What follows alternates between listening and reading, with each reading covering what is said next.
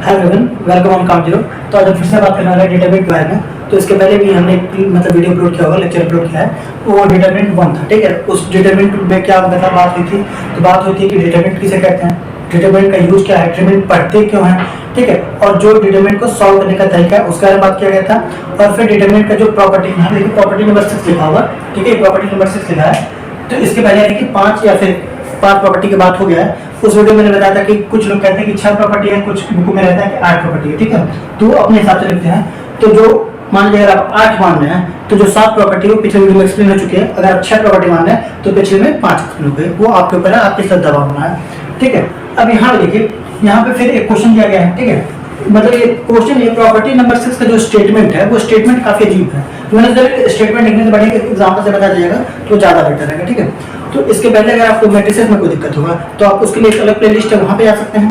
अगर आपको inverse इन्वर्टिव function में कोई दिक्कत होगा तो आप उसके लिए भी अलग प्लेलिस्ट है, जिसका आपको लिंक मिल जाएगा डिस्क्रिप्शन बॉक्स में या फिर आई बटन पे, तो आप वहाँ पे जा सकते हैं। अगर आपका बेसिक कैलकुलेशन, आपको अपना बेसिक कैलकुलेशन स्ट्रॉन्ग करना है तो उसके लिए हम शॉर्ट्स अपलोड करते हैं कभी कभी, तो वो भी आप एक बार देख सकते हैं, ठीक है। तो चलिए आइए आज बात करते हैं डेटाबेट 2 के बारे में।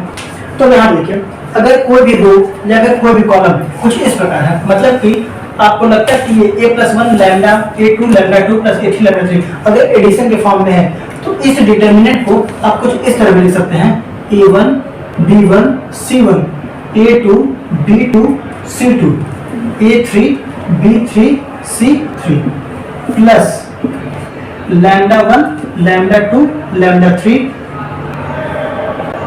b1 यहाँ पे हो जाएगा c1, यहाँ पे होगा b2, यहाँ पे होगा b3 यहाँ पे c2, यहाँ पे c3, ठीक है। अच्छा देखिए, प्रॉपर्टी का मतलब ये नहीं था कि आपको कोई कहेगा कि 6 या 8 प्रॉपर्टी बताइए, चलिए डेटाबेट के 8 प्रॉपर्टी लाइन से सुना दीजिए। नहीं, ये बात नहीं है। बात ये होती है कि जो आपका ये है ना, आपको डिटरमिनेंट सॉल्व करने के लिए देगा। तो जब आप डिटरमिनेंट सॉल्व करने जाएंगे तो वहां पे इस प्रॉपर्टी का यूज होता है कि आप डिटरमिनेंट को कितना इजीली सॉल्व करते हैं। तो जितने भी प्रॉपर्टी वो आपको हेल्प करेगा डिटरमिनेंट को इजीली सॉल्व करने में, ठीक है। अब यहाँ पे जैसे ये, अब इस प्रॉपर्टी का क्या, आप इसको अलग कर देंगे, क्या होता है जब आप अलग करें तो कोई 2 रो या फिर कोई 2 कॉलम से बन जाए, या फिर इसमें बन जाए, एक पार्ट अपने आप जो हो जाएगा, या फिर कुछ भी ऐसा बनेगा कि आपका इजी हो सकता है, ठीक है। अगर ऐसा होगा तो आप प्रॉपर्टी यूज करेगा, अगर नहीं होगा तो नॉर्मल तरीके से डिटरमिनेंट सॉल्व होगा तो आप वैसे सॉल्व करेगा। तो ये एक आखिरी प्रॉपर्टी थी। अब देख लीजिए, अब इसके बाद हम सिर्फ क्वेश्चन लगाएंगे जो डिटरमिनेंट की प्रॉपर्टी बेस्ड क्वेश्चन है, ठीक है। उसके बाद हम इनवर्स पे, एडजॉइंट पे, माइनर को फैक्टर, क्रैमर्स रूल, उन सब पे बात करेंगे। बट आज के लेक्चर में अब सिर्फ इस पर क्वेश्चन सॉल्व कीजिएगा, ठीक है। तो देखिए यहाँ पे क्वेश्चन है। अब इसमें क्या करना है कि आपको इसको सॉल्व करना है, ठीक है। सॉल्व करना है और एक कंडीशन भी दिया रहेगा। कंडीशन क्या है कि विदाउट एक्सपेंडिंग, आपको इसको एक्सपेंड नहीं करना है। अगर आप इसको एक्सपेंड करेंगे तो भी आपको बहुत इजी, तो बहुत इजी हो जाएगा, ठीक है। ये पहला क्वेश्चन मैंने इजी जानबूझ के लिया है। अब यहाँ पे क्या करना है, आपको एक्सपेंड नहीं करना है। अगर आपको एक्सपेंड करना है तो आप किसी भी रो किसी कॉलम में एक्सपेंड करते हैं और जो प्रूफ करते हैं, बट अब यहाँ पे आपको एक्सपेंड नहीं करना है। अब यहाँ पे आपको सॉल्व करना है बिना, मतलब बिना सॉल्व किए आपको दिखाना है कि 0 के इक्वल है, ठीक है। तो दिखाने के लिए देखिए कैसे कर सकते हैं। एक काम कर लीजिए, आप कहिए कि R1 is going to change R1 plus R2। R1 को चेंज कर दीजिए R1 प्लस R2 में, तो क्या बन जाएगा, पहला टर्म आपका बन जाएगा x plus y plus z, दूसरा टर्म आपका बन जाएगा x plus y plus z, और ये भी बन जाएगा आपका x plus y plus z, है नहीं, बन गया ना। अब यहाँ देखिए जेड एक्स वाई 1 1 1 अभी भी सेम है। अच्छा, आपको ये भी प्रॉपर्टी में बताया गया था, ये भी प्रॉपर्टी में बताया गया था किसी 2 रो कॉलम को ऐड कर सकते हैं। अब प्रॉपर्टी में आपको ये भी बताया गया था कि अगर कहीं के अंदर मल्टीप्लाइड है डिटरमिनेंट तो आपके किसी भी रो या फिर कॉलम से की को बाहर ले सकते हैं। तो मैं क्या करता हूँ, मैं x plus y plus z पूरे को बाहर ले रहा हूँ। तो अगर मैं इसको बाहर लेता हूँ तो मैं क्या लिख दूंगा, x plus y plus z, ये बाहर आ गया, अंदर आपका हो जाएगा 1 1 1, यहाँ से पूरे से बाहर आया। फिर यहाँ पे आपका z x y, और यहाँ पे आपका हो जाएगा 1 1 1 1 1 1। अब देखिए कोई भी 2 रो सेम आ गया, और अपने प्रॉपर्टी में पढ़ा था कि अगर कोई भी 2 रो सेम आता है तो डिटरमिनेंट की वैल्यू क्या होगी, 0। तो यहाँ पे क्या होगा, 0। अब देखिए यहाँ पे आपको कहीं सॉल्व करने की जरूरत पड़ा नहीं। अगर आप जब आप थोड़ा सा लगा लेंगे क्वेश्चन तो आपको वैसे ही दिख जाएगा कि इन दोनों को ऐड करके हम कॉमन लें। तो मान लीजिए इस डिटरमिनेंट का कहीं वैल्यू कुछ आता है तो आप 1 सेकंड के अंदर बता देंगे। आपको दिखेगा कि इसको ऐड करके बाहर लेना है, 2 रो सेम बन रहा है। तो ये प्रॉपर्टी क्या करता है, प्रॉपर्टी कैलकुलेशन को इजी करता है, तो इसीलिए प्रॉपर्टी करनी पड़ता है। ये तो एकदम बेसिक क्वेश्चन था। अब आगे हम थोड़ा अच्छा क्वेश्चन लेंगे ताकि इसका सॉल्यूशन देखें। तो आप इसको नोट करिए, मैं इसको बिठा रहा हूँ, ठीक है। हाँ, तो देखिए ये सेकंड क्वेश्चन है आज के लेक्चर का। अब सेकंड क्वेश्चन में क्या कह रहा है, आपको डिटरमिनेंट दिया है, आपको कह रहा है कि इसको दिखाने को इधर से और उधर से, ठीक।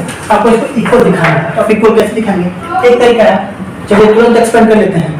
अगर तुरंत एक्सपेंड करेंगे तो काफी लंबा चौड़ा जाएगा, ठीक है। और हाँ, ये भी चीज होता है, सीबीएसई कहती है और एनसीईआरटी कहता है कि जब तक आपको डिटरमिनेंट में 2 जीरो कहीं ना दिखे तब तक आप एक्सपेंड नहीं कर सकते हैं। जैसे कुछ लोग पूछते हैं कि बार ये कब है, कुछ क्वेश्चन होता है कि आप कितना भी प्रॉपर्टी लगाइएगा लेकिन आपका वो सिर्फ प्रॉपर्टी से सॉल्व नहीं हो सकता। जैसे यही क्वेश्चन है, सिर्फ प्रॉपर्टी से नहीं सॉल्व होगा, आपको एक्सपेंड तो करना पड़ेगा एट द एंड में।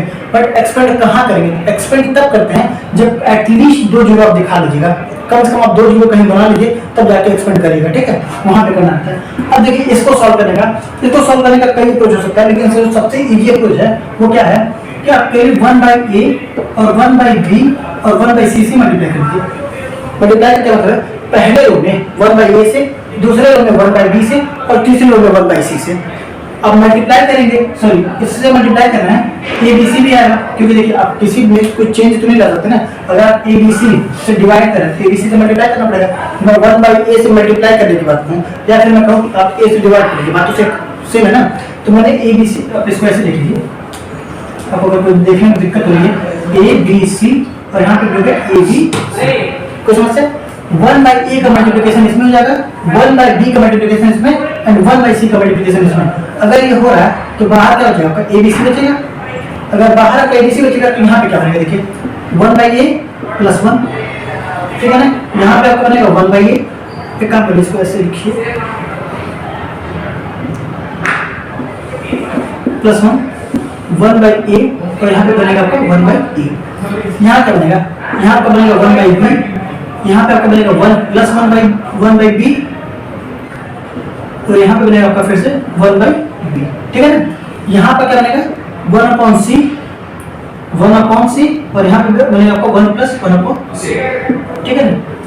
अब क्या करिए, R1 को चेंज करिएगा, R1 is going to change R1 + R2 + R3। R1 को चेंज कर दीजिए R1 + R2 + R3 में। तो अगर हम ऐसा चेंज करेंगे तो देखिए क्या बनेगा, यहाँ पे 1 + 1/a 1/b 1/c बनेगा ना।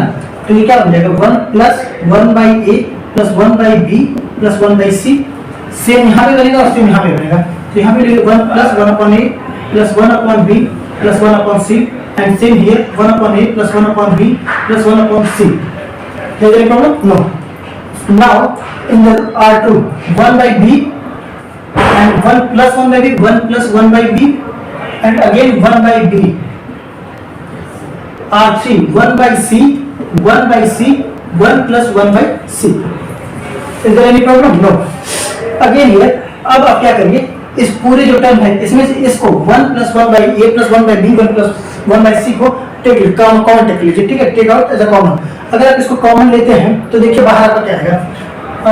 एक काम करते हैं, इसको थोड़ा सा इरेज करना पड़ेगा कहीं। अच्छा चलिए यहाँ पे मैं छोटा ब्रेक लगा कर दूँ, ठीक है। अगर मैं इसको पूरे को बाहर लेता हूँ तो देखिए क्या बनेगा।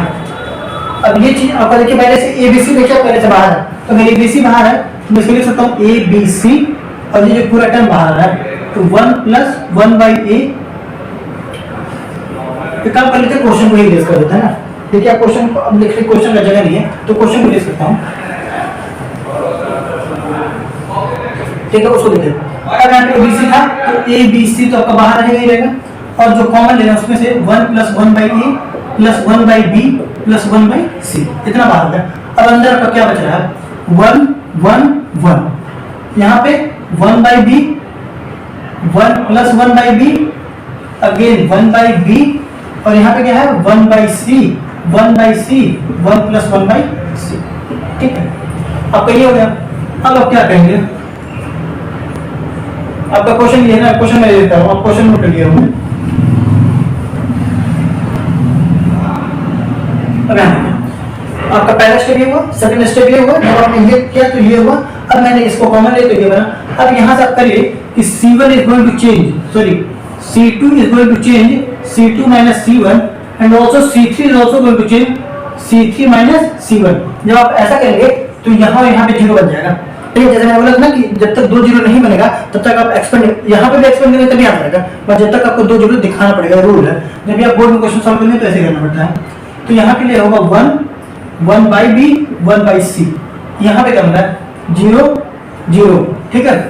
1 + 1/b 1 + 1/b और यहाँ पे है 1/c, यहाँ पे सॉरी अब क्या C2 में से C1 को हटाना है तो यहाँ पे सिर्फ 1 बचेगा ना, C2 में C1 को हटाएंगे तो 1/b घट जाएगा और यहाँ पे करेंगे तो 0 हो जाएगा।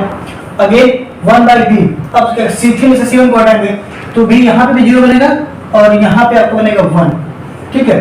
और ये वाला जो टर्म है ये अभी भी आपका मल्टीप्लाई में हो गई, इसमें से करिए इस पूरे टर्म को मान लीजिए आप कुछ मान लीजिए थीटा मान लीजिए, तो ये थीटा भी यहाँ पे है ही, ठीक है, जगह नहीं थे थीटा मान लिया। अब यहाँ पे क्या करेंगे, आप किसी के अकॉर्डिंग एक्सपेंड करिए, मान लीजिए इसके अकॉर्डिंग एक्सपेंड करेंगे तो ये हो जाएगा, इसका वैल्यू क्या होगा 1 यानी कि थीटा। और यही का आपको प्रूफ भी करना था, ABC into 1 + c 1/b + 1/c, उन दोनों में से कोई एक प्रूफ करना था। इसको फर्दर सॉल्व करेंगे ना तो वही वाला टर्म बनेगा, ठीक है। तो मैंने एक वाला टर्म दिखा दिया, अगर आप खुद से करना है तो आप सेकंड वाला टर्म आपको से दिखाएगा। इसको सॉल्व करने का ये सबसे अच्छा अप्रोच है और ये one of the best question है पूरे एनसीईआरटी में या फिर आरडी शर्मा में आपको डिटरमिनेंट का वैल्यू फाइंड करने के लिए, ठीक है। आप इसको वन नोट डाउन कर लीजिए, फिर अगला क्वेश्चन देखते हैं। अगला क्वेश्चन अब ये क्वेश्चन है, यहाँ पे आपको क्या करना है, ये आपको दिया गया है कि ये 0 के बराबर है, ठीक है। अब कह रहा है कि सो दैट 1 + x + y, ये x y z multiply sorry x y z की वैल्यू 0 के बराबर है और वहां पे एक चीज बोला गया कि x y z जो है वो डिफरेंट है, ठीक है। तो देखिए इसको कैसे कर सकते हैं, एक तो है कि इसको हम रो कॉलम से एक्सपेंड करके करें, एक है प्रॉपर्टी लगा करें। तो प्रॉपर्टी में देखिए क्या लगा सकते हैं, मुझे लगता है प्रॉपर्टी में एडिशन जो आज के लेक्चर का सबसे पहला प्रॉपर्टी था वो लगाते हैं। तो क्या हो जाएगा, x हो जाएगा, y होगा, z होगा, ये क्या हो जाएगा x² y², इसको इधर से लिखते हैं, जगह नहीं है लास्ट में, x y z वो कितना है x² y² z², यहाँ पे जाएगा 1 1 1, ठीक है ना। और प्लस क्या हो जाएगा x y z, ठीक है। और ये हो जाएगा x² y² z² x³ y³ z³, ठीक है। अब देखिए ये हो गया। अब जैसे आपको एक और प्रॉपर्टी याद करिए कि अगर हम इसमें से k मल्टीप्लाई है तो k कॉमन ले सकते हैं, तो अगर वो कर सकते हैं तो इसको भी ऐसे रहने दीजिएगा x y z x² y² z² 1 1 1, ठीक है, प्लस अब यहाँ से x y z कॉमन लेंगे, सॉरी x y z बाहर हो जाएगा, ठीक है। अब यहाँ से क्या हो जाएगा 1 x x² 1 y y² 1 z z², पूछेगा ना। अच्छा अब यहाँ पे ध्यान दीजिएगा, कुछ होगा क्या, मतलब यहाँ पे डिफरेंस क्या है कि अगर आप ट्राई करेंगे तो आप इसको चाहें तो जाकर कहीं एक्सपेंड करिए, या तो यहाँ पे एक हाइंड प्रॉपर्टी है।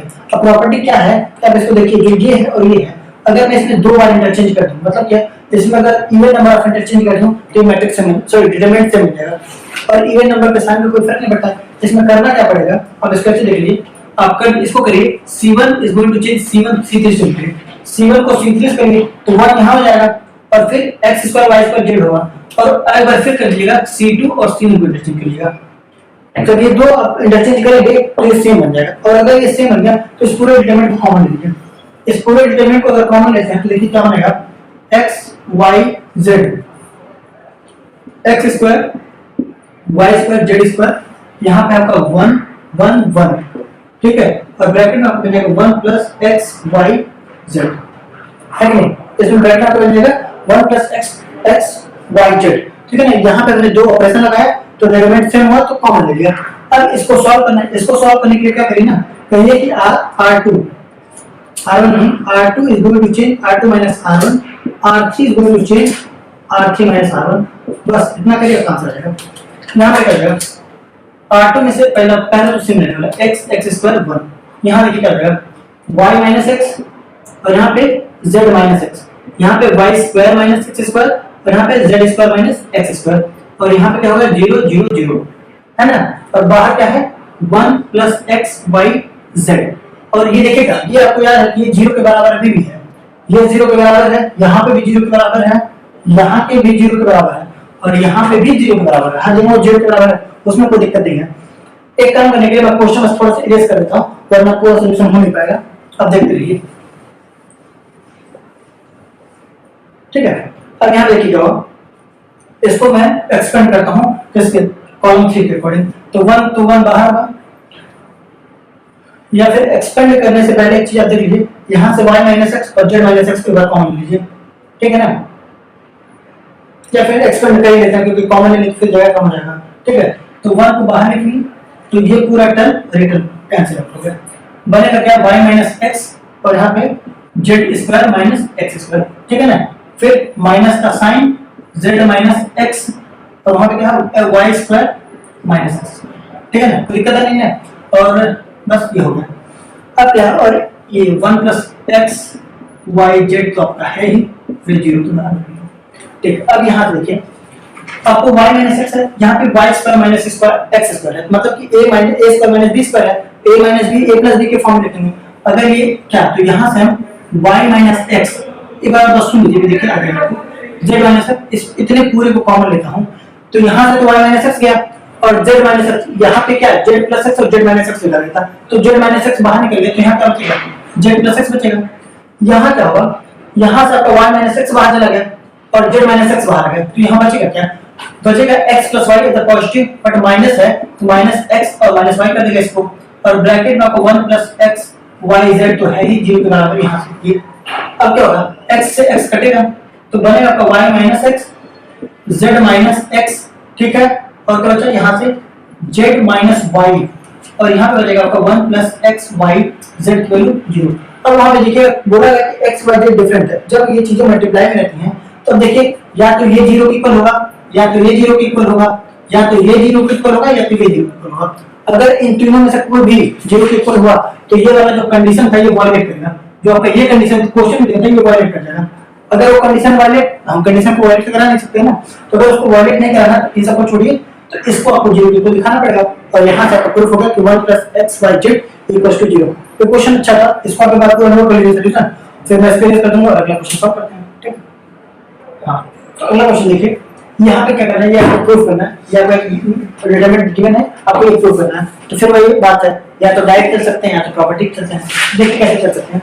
अब यहाँ पे देखिए, जब भी आपको कोई डिटरमिनेंट सॉल्व करना, पहले ये सुना, अगर डिटरमिनेंट सॉल्व करना है तो पहले तो ये ना तुरंत लगाने में चलिएगा, ठीक है, पहले उसको देखिए और सोचिए कौन सा प्रॉपर्टी होल्ड कर सकते हैं, कौन सा प्रॉपर्टी यूज कर सकते हैं। आपको देखना पड़ेगा कौन सा प्रॉपर्टी यूज है, आपको जो भी प्रॉपर्टी समझ में आए उस पे लगाइए। इन केस अगर मान लो आपका जो सोचा था वो गलत हो गया, तो फिर से आप क्या करेगा, दूसरे उसको काट के दूसरे पेज पे ट्राई करेंगे, पर पहले सोचिए, ये नहीं कि बस तुरंत शुरू किए तो ऐसे तुरंत शुरू करने के बार लेते हुए, ठीक है। अब यहाँ पे देखिए क्या कर सकते हैं, यहाँ पे अगर देखा जाए तो ये x plus y plus 2z है, अब यहाँ पे भी x और यहाँ पे y है, अगर मैं क्या करूँ, c1 को बदल दूं c1 plus c2 plus c3 में, ठीक है, अगर तीनों को इधर कर दूं तो सर 2x 2y 2z हो जाएगा, यहाँ पे 2x 2y 2z और यहाँ पे, और फिर मैं कॉमन ले लूंगा, तो वहां से सर मेरे लिए कुछ हेल्प हो सकता है। तो मैं करता क्या हूँ कि c1 is going to change c1 plus c2 plus c3। अगर ये हो रहा है तो देखिए उसको ऐड करिए, 2x plus 2y plus 2z, ये भी हो जाएगा आपका 2x plus 2y plus 2z, फिर हो जाएगा 2x plus 2y plus 2z, ठीक है। जो बीच का टर्म है आपका हो जाएगा x plus y plus 2z, यहाँ पे जाएगा आपका x, यहाँ पे हो जाएगा आपके लिए y क्या z है और z है, x है एंड, ठीक है ना, कोई दिक्कत नहीं। आई थिंक यहाँ पे क्वेश्चन शायद कुछ फर्क होगा, एक मिनट मुझे क्वेश्चन देखने दीजिएगा, क्वेश्चन के हर के यहाँ पे है x plus y plus 2z y plus z 2x, यहाँ देखिए सॉरी यहाँ पे ये y plus z plus 2x होगा, ठीक है, तो ये भी आपको हो जाएगा y plus z plus 2x, ठीक है। उसका क्या है, z प्लस x 2y है, 2y है यहाँ पे, ठीक है, फिर x है और यहाँ पे डबल z, ठीक है। अब क्वेश्चन देखिए, अब देखिए अगर आप ये कर रहे हैं तो आप फिर से प्रॉपर्टी यूज करके अब इसको कॉमन ले सकते हैं। अगर इस चीज को कॉमन ले सकते हैं तो यहाँ पे क्या आ जाएगा, 2x plus y plus z, ठीक है ना, ये पूरा इस टर्म से कॉमन होगा। अगर ये पूरा कॉमन होगा तो यहाँ क्या बचेगा, 1 1 1, ये बनाना है, यहाँ पे क्या बनेगा, x है, फिर क्या है y प्लस z और प्लस 2x है, ठीक है, नीचे फिर से क्या होगा, x होगा, और यहाँ पर देखेंगे तो y फिर z plus x plus 2y, ठीक है ना। अब क्या करना है, अब बस इसको अब चेंज करके और एक्सपेंड करेंगे, तो चेंज कैसे करते हैं, यहाँ देखिए, अब लिखिए कि r2 is going to change r2 minus r1 and r3 is also going to change r3 minus r1, then there will be 2 0, so you can see that यहाँ पे और यहाँ पे 0 है, तो 1 0 0, ठीक है ना। अब यहाँ पे देखिए क्या है, पहला टर्म तो आपका कोई चेंज नहीं होने वाला है, x और y वही रहेगा। यहाँ पे देखिए y plus z plus 2x है, x घटेगा तो क्या हो जाएगा, x plus y plus z हो जाएगा, x plus y plus z हो जाएगा, कोई दिक्कत है नहीं ना। यहाँ पे 0 हो जाएगा, 0 कर दिए मैं। यहाँ पे देखिए r2 में से r1 घटाऊंगा तो यहाँ पे भी 0 हो जाएगा, ठीक है। यहाँ पे होगा z plus x plus 2y है, एक वाई घटेगा तो क्या बचेगा, x plus y plus z बचेगा। ठीक है, अब करना कुछ नहीं आपको, देखिए ये जो चीज है ये मल्टीप्लाइंग एवरी भी है, यहाँ पे लिखने का जगह नहीं है तो इसे मैं लिख नहीं रहा हूँ। इसको जब 1 के अलावा एक्सपेंड करेंगे तो क्या x plus y plus z के होल स्क्वायर हो जाएगा। ठीक है, और यहाँ पे 2xyz था तो जब आप लाएंगे इसको यहाँ पे तो 2 और ये q, यही आपको प्रूफ होना था। देखिए प्रूफ हो गया, तो इसमें कुछ नहीं करना था, तीनों को एक तरफ ऐड किए, पूरा कॉमन लिए, फिर 1 को 0 में 0 में चेंज किया, जैसे जो 0 दिखा एक्सपेंड कर दिया। ठीक है ना, बस यही क्वेश्चन को एक बार नोट कर लीजिए। अगला क्वेश्चन देखते हैं। अब देखिए अगला क्वेश्चन देखिए, अब यहाँ पे क्या करना है, ये आपको दिया गया है कि p+2 p+3 p+4 p3 p4 p5 p+2 x है, सॉरी 2x है, पीछे दे रहा हूं 2x p+2 और p+2z, इतने की आपको वैल्यू बतानी है। आपको चार ऑप्शन दिए गए 4a 0 -a d1। ठीक है, एक स्टेटमेंट दिया गया कि x y z जो है आपका a p है। ठीक है, अब इसको देखिए आप करने का जो भी कुछ है, या तो डायरेक्ट तो तुरंत एक्सपेंड करना चाहिए, या तो प्रॉपर्टी यूज करें। ठीक है, इसको दो तरीके से हम सॉल्व करने वाले हैं यहाँ पे। एक तरीका है कि वो एक ही लाइन में कर देगा, ठीक है, और दूसरा तरीका है जो नॉर्मल तरीका है। तो उससे पहले नॉर्मल वाले से देखते हैं। देखिए अब यहाँ पे क्या कर सकते हैं, यहाँ पे अगर हम क्या करें, अब खुद से भी सोच सकते हैं, अगर इसको तीनों को ऐड करें तो तीनों को ऐड करने से तो कोई फायदा बन नहीं रहा है, तो मैं कह रहा हूँ कि C2 is going to change C2 - C1। ठीक है, C2 को C1 से घटा दीजिए और C3 को भी चेंज कर दीजिए C3 - C1 में। ठीक है ना, C2 को C2 - C1, C3 को C3 - C1। अगर आप इतना करते तो देखिए क्या बनेगा। अगर आप ये कर रहे हैं तो पहला तो p+2 सेम रहेगा, यहाँ पे p+3 भी सेम रहेगा, और यहाँ पे p+2 पहले से में कोई चीज, कॉलम में कोई चीज नहीं है। यहाँ पे जब आप घटाएंगे तो ये 1 होगा और ये भी आपका 1 हो जाएगा। अब देखिए यहाँ पे p से p कट जाएगा और 2y - x बचेगा। ठीक है ना, ये बचेगा। अब यहाँ पे जब आप इसको घटाने आएंगे तब आपका बचेगा 2, और यहाँ पे आपका बचेगा 2, और बचेगा आपका 2z - x। ठीक है ना, अब देखिए कुछ ये बनेगा। ठीक है, यहाँ पे ये बनेगा। अब एक चीज और लगाइएगा, अब यहाँ पे आप कहिए कि R2 is going to change R2 - R1। बस इतना कहेगा, कहां से आ जाएगा। अब देखिए इसमें से घटाना है, R2 में से R1 घटाना है, तो पहले तो जो R1 है उसको लिख ही लेते हैं। p+2 1 है और 2 है। अब जब इसको इसमें से घटाएंगे तो देखिए क्या, यहाँ पे 1 बचेगा, और ये मतलब तो 0 है ना, ये 0 और ये 0।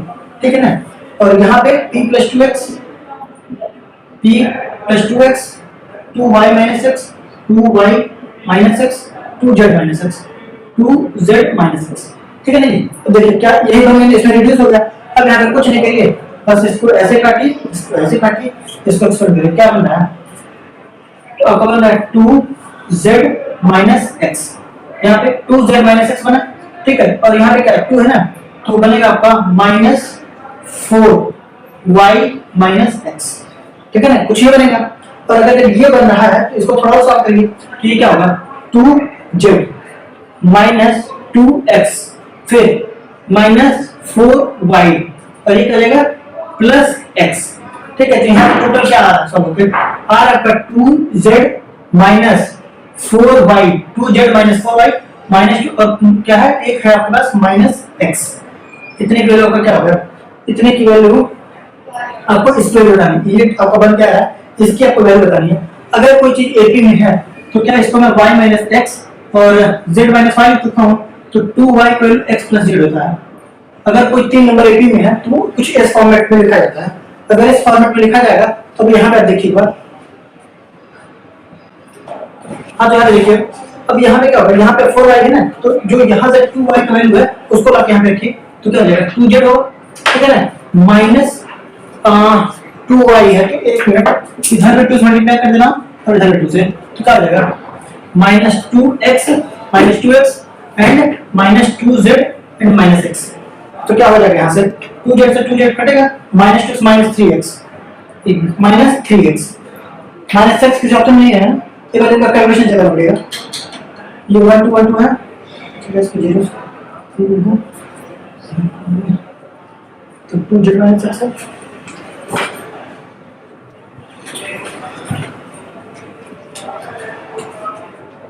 एक मिनट यार, ये -4y है, तो ठीक है, तो यहाँ पे +4x होगा ना, तो वहाँ पे वो +4x होगा।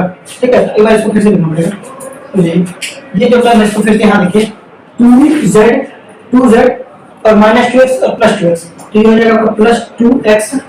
ठीक है, यहाँ पे आपका +2 2z और +2x -4y इसका आपको बताना है। अब यहाँ से आप क्या करिए, इसका अपना इसको लिखिए 4y के लिए क्या निकालना था, 4y के लिए निकाले हैं 2x प्लस 2z, ठीक है। तो 4y के लिए लिखिए 2x प्लस 2z को यहाँ लिख दीजिए माइनस इसके लिए क्या है 2x प्लस 2z, ठीक है। ये जीरो आ गया, ये पूरा टर्म कैंसिल हो गया, तो यहाँ पे क्या आ गया जीरो।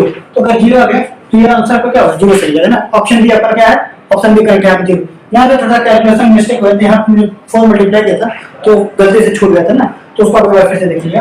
तो देखिए ये एक तरीका, इसको आप वन डाउन कीजिए, फिर बताओ कि एक ही ऑपरेशन आप लगाएंगे अगली बार में, एक ही ऑपरेशन लगाएंगे आपका आंसर आ जाएगा। ठीक है, इसको नोट करिए। हाँ, तो एक दूसरा तरीका देखिए, इसी को सॉल्व करने का दूसरा तरीका देखिए। इसमें क्या करते हैं, इसमें कुछ नहीं करिए, C1 को चेंज कर दीजिए, C1 plus C3 minus 10 x cube में। अब आप कहेंगे कि हमने इसको क्यों किया, मैंने इसके लिए किया क्योंकि 2 और 4 6, तो क्या हो जाएगा, अगर इसको आप ऐड करते हैं तो 2p प्लस 6 बनना है, और यहाँ पे अगर 2 से मैं मल्टीप्लाई कर दूंगा तो 2p माइनस 6 तभी बनेगा, तो ये पूरा टर्म कैसे होगा। इस तरह मतलब एक ही आपको एक ही ऑपरेशन लगाना पड़ेगा और आपका आंसर देगा। बट देखिए कैसा है, तो पहले ही ऑपरेशन को पहले को चेंज करना है, तो पहला क्या बन गया जीरो है ना, दूसरे में क्या हो जाएगा C1 प्लस C3 5 3 8 और 2p, और यहाँ 2 मल्टीप्लाई करेंगे तो ये भी जीरो। यहाँ पे क्या रहेगा, ये देखिए स्क्वायर करिए तो 2p plus 2x plus 2z, 2x plus 2z square कर दिए। अब इसको घटाइए माइनस 2p और यहाँ पे क्या हो जाएगा माइनस 4y, ठीक है। अब इसको सब्ट्रैक्ट कर रहे हैं तो यहाँ से आपको क्या मिलेगा 2p से 2p गए। अब देखिए 2x minus 2z minus 4y, ये बना है ना, इसको यहाँ लिख लीजिए 2x माइनस 2z। मेरा तो x और z और 2 थोड़ा सेम हो जाता है ना, तो उसके लिए आपको थोड़ा एक्सक्यूज करना पड़ेगा मुझे। हाँ, तो यहाँ पे देखिए आपको यहाँ पे जो है, हाँ तो अगला तरीका देखिए। अब अगले तरीके में क्या करना है कि यहाँ पे एक ही ऑपरेशन लगाना है, ठीक है। एक ही बार आपको मतलब जो भी प्रॉपर्टी लगाना है वो लगाएंगे और आपका आंसर आ जाएगा, ठीक है। और आंसर भी कैसे आएगा, अब देखिए मैं कहता हूँ कि C1 को आप चेंज कर दीजिए किसमें, C1 plus C3 minus 2 times substitute में। और ये क्यों कर रहा हूँ, क्योंकि आप देखिए इन दोनों को ऐड करिए तो 2p प्लस 6 और 2 से घटाएंगे तो ये पहला जीरो और दूसरा जीरो, दोनों जीरो बन रहा है, और नीचे भी कुछ बनेगा जिससे कि आपका एक ही बार प्रॉपर्टी लगाना आंसर आएगा। तो मैं इसको लेकर देख लीजिए, यहाँ पे आपका होगा जीरो, सेम यहाँ पे 5 3 8 और 2p, यहाँ पे मल्टीप्लाई कर 2p माइनस 6 तो ये जीरो हो गया, तो जीरो। और यहाँ पे आपका क्या है, यहाँ पे देखिए क्या बन गया, इन दोनों को पहले ऐड करेंगे तो 2p plus 2x plus 2z, इसमें 2 से मल्टीप्लाई करके घटा रहा हूं तो minus 2p and minus 4y, ठीक है ना। 2p से 2p घट गया, 2x प्लस 2z को लिखिए 2x plus 2z minus 4y। यहाँ पे कोई दिक्कत है, बाकी जितना भी था उसको सेम लिख लीजिए, उससे कोई दिक्कत नहीं। p प्लस 3 p प्लस 4, यहाँ पे क्या था p प्लस 2y, यहाँ पे क्या है p plus 4 p plus 5 and यहाँ पे है p प्लस 2z, ठीक है ना। अब कुछ नहीं, अब इसके अलावा इसको एक्सपेंड करिएगा, तो अगर आप इसके अलावा जाएंगे एक्सपेंड करने, हाँ तो इसी के अलावा एक्सपेंड करिए तो देखिए क्या होगा, इसको इसके अलावा एक्सपेंड करेंगे तो ये जो पूरा टर्म है ये बाहर आ जाएगा, ये बाहर होगा तो 2x plus 2z minus 4y बाहर, अंदर क्या बन रहा है p plus 3 and p plus 5, p plus 3 p plus 4 और माइनस p प्लस 4 का, ठीक है। तो यहाँ पे बनेगा क्या, p स्क्वायर बनेगा, p स्क्वायर से p स्क्वायर गया, फिर ठीक है तो लिखिए देता हूँ p स्क्वायर, यहाँ से p स्क्वायर प्लस 8p और फिर प्लस 15, यहाँ पे क्या होगा माइनस p स्क्वायर, यहाँ पे क्या जाएगा फिर 16 और हो जाएगा आपका माइनस 8p हो, तो 8p से 8p गया, p स्क्वायर से p स्क्वायर गया, 16 बनेगा माइनस 1 बचेगा, यहाँ पे क्या था आपका माइनस 1 बच रहा है, ठीक है ना। अब आपको बताना था कि इसका वैल्यू क्या था। अगर एक चीज और आपको बोला गया था ना कि x y z आपका AP में है, अगर AP में है तो आप इसको 2yx प्लस z लिख सकते हैं। कैसे, y minus x equal to z minus y होता है ना, आपको डिफाइन करने के लिए अर्थमेटिक प्रोग्रेशन में पढ़ाया जाता होगा, और आगे अगर इस लेक्चर में पढ़ाया जाए मतलब AP पढ़ाया जाएगा तो वहां पे भी आप देख लीजिएगा कभी, ठीक है। तो ये होता है, तो अगर ये चीज होती है जो काम करिए दोनों तरफ मल्टीप्लाई करते हैं तो क्या हो जाएगा 4y इक्वल टू क्या हो जाएगा 2x प्लस 2z, इसको मैं इधर ला दूं तो 4y minus 2x minus 2z, ठीक है ना। क्या यही चीज यहाँ पे है, यहाँ पे तो माइनस 1 था ना, माइनस 1 को मल्टीप्लाई कर लीजिए तो 4y minus 2x minus 2z, इन सब ये देखिए यहाँ पे क्या होगा, सॉरी ये यही टर्म यहाँ पे गई ना, तो क्या जीरो इक्वल नहीं होगा, आपको इसको इक्वेट करके बताना था ना, इसको यहाँ पे इक्वेट करना था, और ये कंडीशन दिया हुआ था, इसी कंडीशन के बारे में यहाँ पे रखें तो 0 ही आएगा ना डेबिट वैल्यू। ठीक है, तो देखिए ये भी एक तरीका था। तो आज के लिए बस इतना ही है। अब अगले लेक्चर में हम देखेंगे डिटरमिनेंट बेस्ड और क्वेश्चन अगर देखना हो तो देखेंगे। अगले लेक्चर में हम प्रॉपर्टी, हम adjoint, inverse, cofactor, minor and inverse निकालने का ट्राई करेंगे। तब तक आप पढ़ते रहिए काम जीरो पे। ठीक है, थैंक यू।